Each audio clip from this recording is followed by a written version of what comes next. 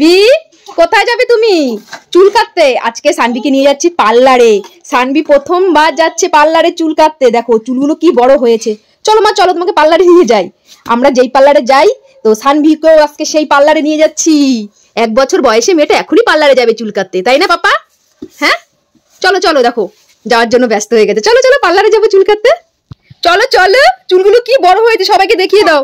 এই দেখো সানভি চুল পুরো চোখে এসে পড়ে। মাম্মাম দেখিয়ে দাও দেখিয়ে দাও। দেখো এত বড় চুল হয়ে গেছে, ওই কারণে নিয়ে যাচ্ছি। চলো। দেখেছো দেখাচ্ছে কি পড়েছে, এটা জামার বোতাম মাম্মা, জামার বোতাম। চলো লেট হয়ে যাচ্ছে। এই দেখো 11:30 বাজে। চুল কাটতে কাটতে প্রায় 1 ঘন্টা লাগবে। তারপর বাড়ি আসবো, ওকে চান করাবো। ভেবেছিলাম কি মাথাটা পুরো ন্যাড়া করে দেবো, তো ভাবলাম শীত এখনো যায়নি, তাই চুলগুলোকে একটুখানি মানে ছোট করে নিয়ে আসি। সব কিছু লাগবে তোমার না? চলো। আমাকে নিয়ে চলে আসলাম আমরা পার্লারে। তো মাম্মাম চুল কাটতে চলে এসছে পার্লারে। এইটুকু বয়সে 1 বছরে মাম্মাম চুল কাটতে চলে এসছে পার্লারে। আরো তো দিন পরে আছে, তাই না পাপা? বসো বাবা, বসো। এইটা এইটা এইটা এইটা দেখো। এ মামি এই যে পাপা। ওই দিদি চুলগুলো নিয়ে যাবো। হ্যাঁ এখন 18 মাস হয়নি তো।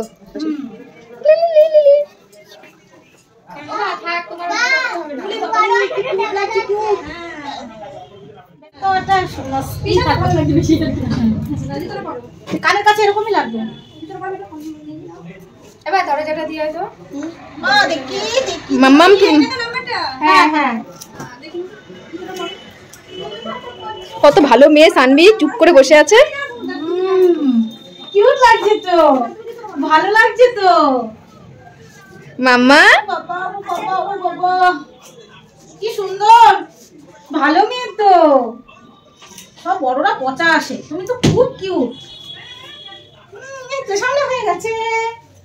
প্রথম দিকে সোনামা কি সুন্দর চুপ করেছিল, পরের দিকে একটুখানি কান্নাকাটি করছিল। চুলটা কাটাই হয়ে গেছিল, মোটামুটি একটুখানি বাকি ছিল। তারপর আমরা সোনামাকে জোর করে কাটিয়ে দিলাম। কি সুন্দর সিল্কি চুল। যা যা, সব চুল কেটে যাচ্ছে।